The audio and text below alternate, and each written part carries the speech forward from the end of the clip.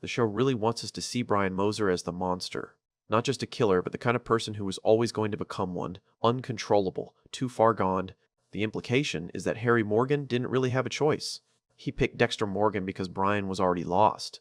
But is that actually true? Because when you go back to season 1, Brian isn't reckless. He isn't sloppy. He's patient. He holds down a normal life, he builds an identity that passes, and he gets close enough to Miami Metro Police Department that nobody notices him until he wants them to. That doesn't look like uncontrollable. That looks like someone who can control himself better than almost anyone in the show.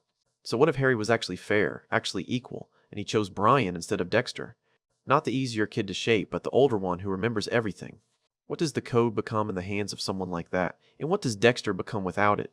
The common take is straightforward. Brian was older, he remembered too much, and he was already gone.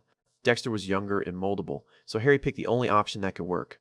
Season 1 makes that feel obvious because the case itself feels refrigerated. Bloodless bodies, clean cuts, displays that look almost curated. It's easy to watch that and decide that this person was always going to become a monster. But the rewatch detail that keeps nagging at me is how normal Brian can be when he wants to be. Not normal for a scene, normal for years. He has a steady job working with prosthetics. He makes faces for a living. That's not just a creepy fun fact. It's a skill set in plain sight. He understands what people expect to see, and he understands how trust gets built. Then Rudy Cooper enters Deborah Morgan's life, and it's almost too smooth. She lets him in. She trusts him. She gets engaged to him. And on rewatch, what stands out is how comfortable he is around cops and around the investigation itself. He doesn't flinch when the topic comes up. He sits inside it like he belongs there. That's the season 1 trick that changes the whole Harry had no choice story. The show doesn't build Brian's menace by making him unstable. It builds it by making him stable. If he can live this normally, the no choice starts to sound like something Harry told himself so he could survive the decision. And the motive isn't random. Brian isn't hunting Dexter to prove a point to the police. He's hunting Dexter because he wants his brother back. The bodies are the path, not the destination. That's why the reveal feels personal. It isn't a villain unmasking for applause. It's a brother saying, "I'm here. And you were never supposed to grow up without me." Then the finale turns the season into one brutal question. In Season 1, Episode 12, Born Free, Deb is strapped to the table and Brian is calm, almost gentle. It isn't just a murder setup, it's a test.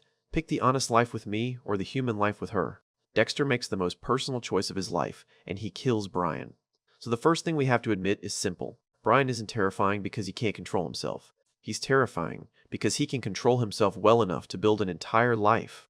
Which means the what if isn't whether Brian can follow rules. He already does. The real what if is what rules do to someone like him. To answer that, you have to look at what Harry actually built.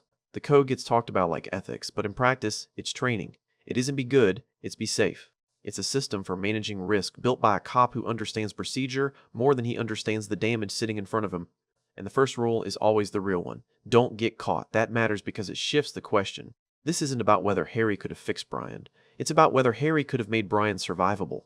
And survivable doesn't mean healed. It means hidden. With Dexter, that training becomes identity. Dexter's memory of the shipping container comes back in fragments, not a full story. So when Harry gives him rules that make life feel stable, Dexter grabs them and turns them into ritual. The careful routine, the proof, the trophies. And beyond all that, Harry becomes the voice in Dexter's head, correcting him, warning him, telling him what he is. Brian wouldn't relate to the code like that. Brian remembers with meaning. He remembers the split, and the abandonment isn't a mystery to him. Even if Harry adopts him, that history moves into the house. It changes the power dynamic of every lesson because Brian isn't being shaped from scratch. He's being managed. So in this alternate timeline, the code doesn't become Brian's identity. It becomes Brian's tool. Dexter uses rules to avoid being seen. Brian uses rules to control what other people see.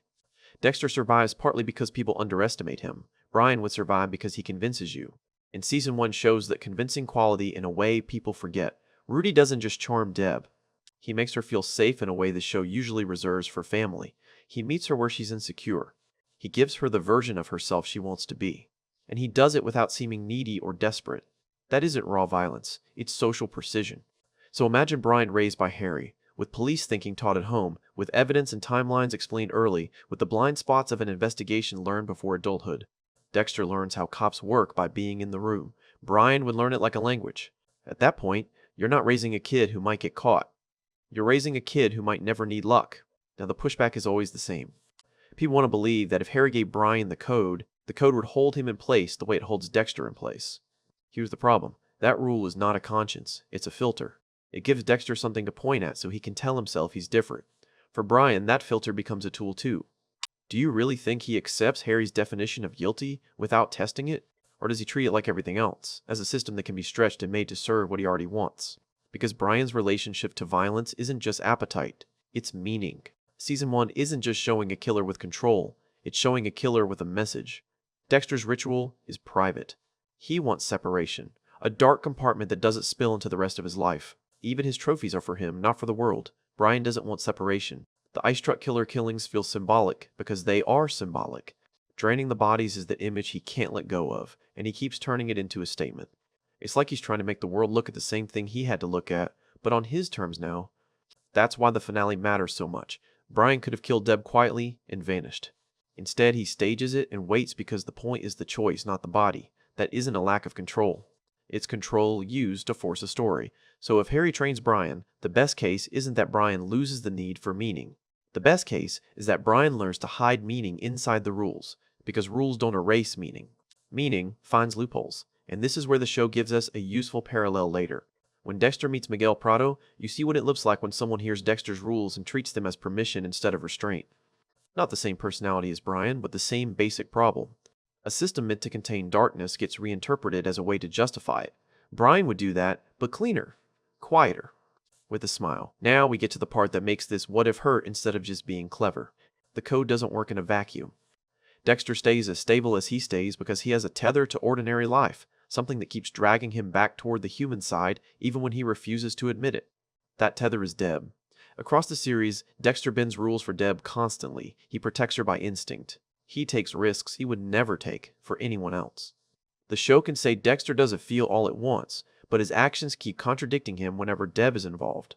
Brian's tether is Dexter. Season 1 is Brian trying to rebuild the bond that was taken from him. That bond is the closest thing he has to genuine attachment. Everything else is a mask. So if Harry adopts Brian, he has to replace that tether. He has to make Brian tether to the family, to the rules, to him. And this is where Harry's weakness matters because Harry isn't a stable anchor. He teaches the code like doctrine, but he struggles with the reality of what it produces. He's trying to turn horror into procedure because procedure is the only way he knows how to cope.